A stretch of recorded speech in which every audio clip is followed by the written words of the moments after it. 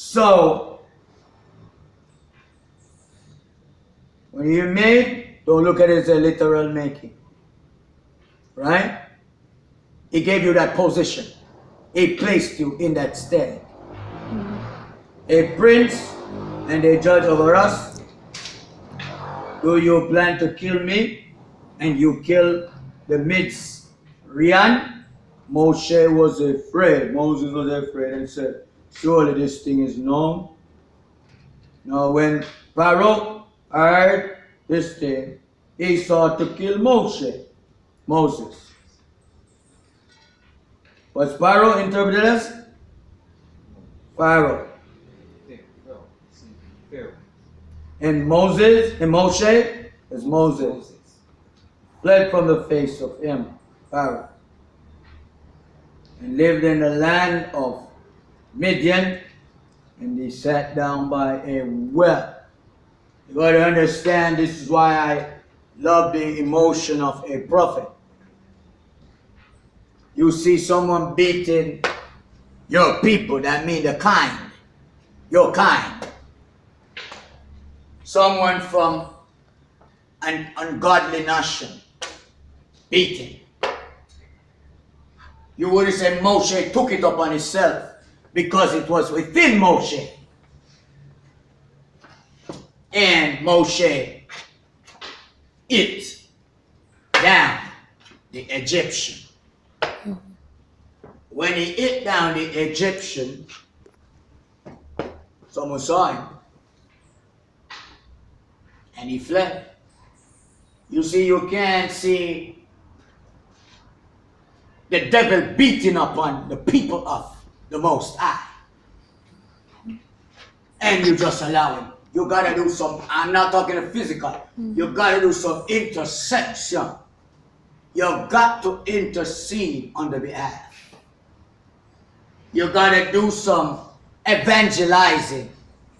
You gotta try and fight by faith for that individual to be restored.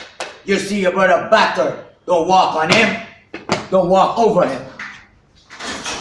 Try to pick him up with the word. That's it.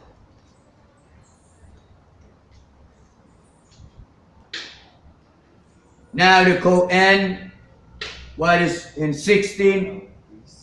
Kohen the priest of Midian. What's Midian?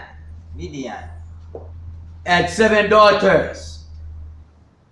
They came and drew water and filled the throat to water their father's flock.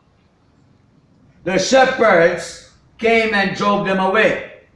I'm not talking about the shepherds who take care of people. These are literal shepherds. You have the literal, which is for the physical, but you have the spiritual. These shepherds were shepherds who took care of the sheep. Physically. Yeah. What they did, they came and drove them away. Sent them away. But Moshe, you hear that? This man stood up for someone and he fled now. Moshe stood up and helped them. You hear that? Goes back to what we were saying. He stood up and helped them. These men were intimidating women. He stood up and helped them and watered their flock. When they came to Reuel, what's that? Reuel. It's Reuel. Their father, he said, how is it that you have returned so early today? You see, they always come back late because the men, the shepherds, intimidated them, went before them, but Moshe stood up this time to these shepherds because Moshe stands up for the people. That's what I love about the Most High. David stood up for the sheep. And David stood up for his nation. That's the people. of the Most High. Yeah, of the shepherds. You see, Moses was also a literal shepherd who took care of sheep also, but he was also a spiritual shepherd. Oh yeah, even David became a spiritual shepherd, so he had experience. Moreover, now they're telling their dad now, they said a Mizraim, Ryan, as an Egyptian. Moses is an Egyptian, but he sure looked like one, smelled like one, and dressed like one. So he was notified as one. Delivered us out at the hand of the shepherds. He tossed in them and sending them away. And moreover, he drew water for us and watered the flock. So he drew water for them, watered the flock. He was being a gentleman. And he did it sincerely because he didn't approach them saying that he wants them and he wants them to lay with. This was in him, a man after Elohim's own act. He said to his daughters, where is he? What is that you have left the man? Call him, that he may eat bread. Moshe was content to dwell with the man. He gave Moshe Zipporah. Let's interpret that. Zipporah, okay, his daughter. She bore a son, and he named him Gershom. Now, for he said, I have been a sojourner in a foreign land. You see, a journey.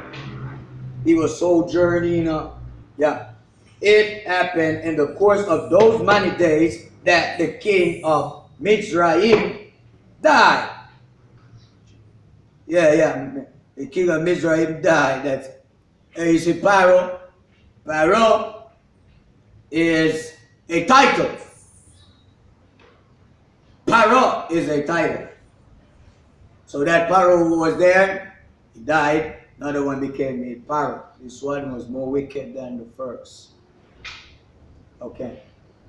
And the children of Israel sighed because of the bondage, and they cried. They cried. Creation doth growl to see the manifestation of the sons of Elohim. They cried. Even we cry. Our infirmity is ignorance. They cried. And their cry came up to Elohim because of the bondage. Bondage.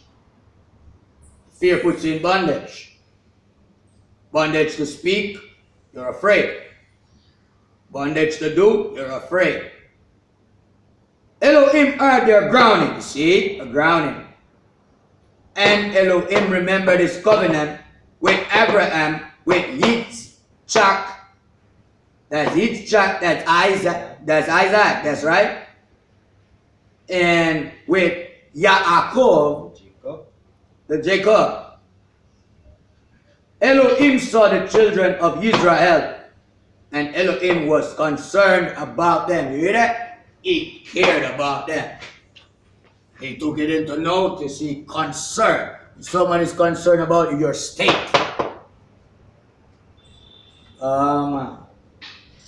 You know that Elohim prophesied this to Abraham. He told Abraham that captivity is going to come upon his people. He's always telling prophets of what's going to happen. So was that a time now, the fulfillment? It's that time. Now, why you look at Romans 8? We got a job to do, you know, people.